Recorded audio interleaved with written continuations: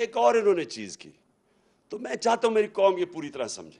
انہوں نے کہا عمران خان کو ڈسکوالیفائی کرنا چاہیے کیونکہ اس نے دستخط کیے تھے ان اکاؤنٹس کے اوپر 2012 میں.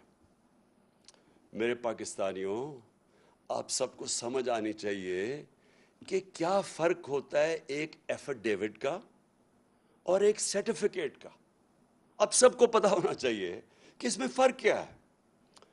ایفیڈیوٹ آپ وہ دیتے ہیں جو شہباز شریف نے عدالت کے اندر دیا تھا کہ میں انڈر اوتھ یہ کہتا ہوں کہ نواز شریف واپس آ جائے گا. اس کو ایفیڈیوٹ کہتے ہیں.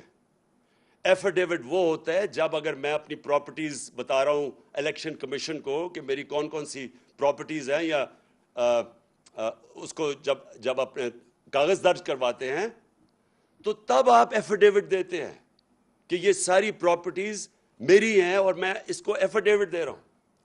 سرٹیفکیٹ کا بالکل مختلف مطلب ہے. اب میں شوکت خانم، میں آپ کو مثال دیتا ہوں. شوکت خانم کا سالانہ جو کہ بجٹ ہے وہ تقریباً 16 ارب روپیہ ہے. میں ہوں چیئرمین بورڈ کا. میرے سامنے وہ آتا ہے بجٹ، وہ سائن کروانے کے لیے جو یہ سرٹیفکیٹ جس کی یہ بات کر رہے ہیں شوکت خانم کا. اکاؤنٹنٹس ہوتے ہیں ہمارے، انہوں نے پورا دیکھا ہوتا ہے، پھر وہ آڈیٹرز وہ دیکھتے ہیں اس کو، پھر وہ مجھے بیٹھ کے کہتے ہیں کہ جی ہم نے یہ سارے اکاؤنٹس دیکھ لیے ہیں تو اب آپ اس کے اوپر سائن کر دیں.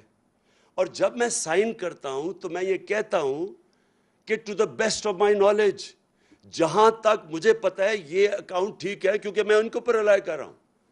میں نے تو 18 ارب کی کوئی کاؤنٹنگ نہیں کرنی، میں تو اپنے آڈیٹرز اور اکاؤنٹنٹس کے اوپر کہوں گا. تو یہی وہاں ہوا.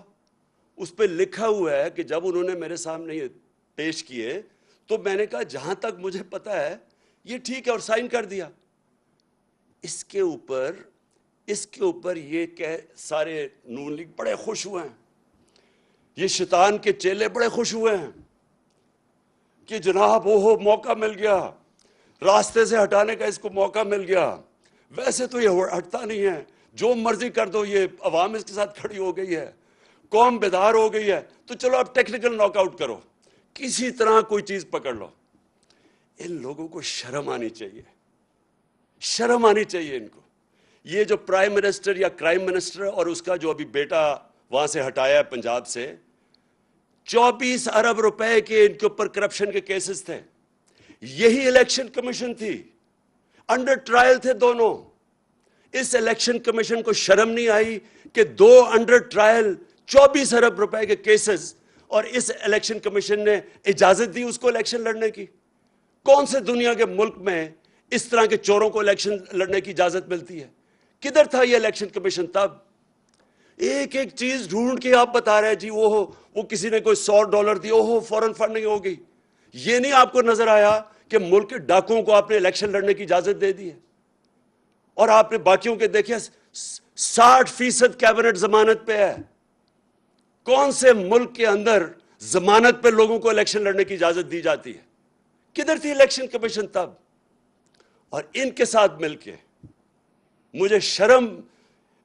مجھے افسوس ہوتا ہے کہ یہ ہمارا 22 کروڑ کا پاکستان ہے، عظیم خواب پاکستان، اس کے یہ لوگ بیٹھے ہوئے فیصلے کرنے والے، اور ان کے پیچھے بھی وہ لوگ جو ہیں ذاتی انا کے لیے اور اپنے مفادات کے لیے وہ یہ ملک کو تباہی کی طرف دھکیل رہے ہیں.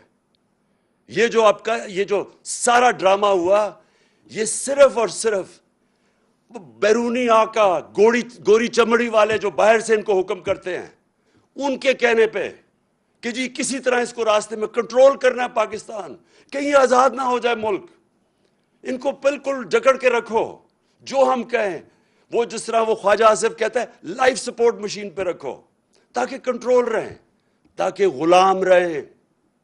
یہ جو سارا ڈرامہ ہے یہ ہمیں غلام رکھنے کے لیے ہے. جس طرح کہ اس طرح کا جو انہوں نے یہ بیٹھ کے نون لیگ سے اور پتہ نہیں کس نے اور ان کی مدد کی ہے اس طرح کا ڈاکیومنٹ دینے کے لیے. میرے پاکستانیوں یہ غور سے سن لیں، یہ آپ کو جو بھی کریں گے ڈرانے کی، دمکانے کی اور یہ میڈیا کے ساتھ مل کے پروپیگنڈا کرنے کی،